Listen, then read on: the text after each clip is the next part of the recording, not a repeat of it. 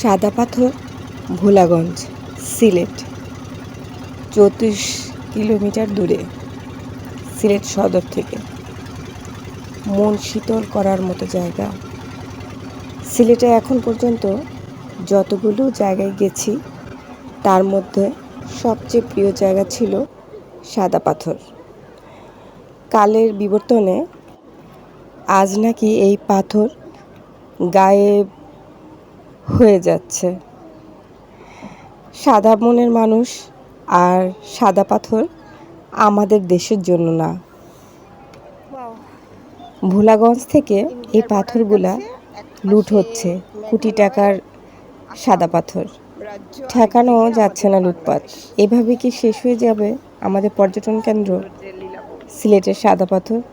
আমাদের দেশের একটি জনপ্রিয় স্থান, আমার খুব প্রিয় স্থান ছিল, যেটা আজ মরুভূমি হয়ে যাচ্ছে। ৬ মাস ধরে এই পাথর নাকি তোলা হচ্ছে।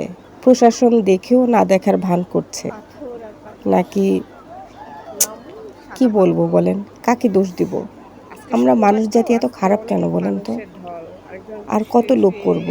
নিজের দেশকে নিজেই ধ্বংস করে ফেলবো? একজন প্রকৃতিপ্রেমী হয়েও এই এমন জঘন্য একটা বিষয় মানতে খুবই কষ্ট হচ্ছে আমার। জাতিগতভাবে আমাদের পেট কত বড় আর মস্তিষ্ক কত ছোট।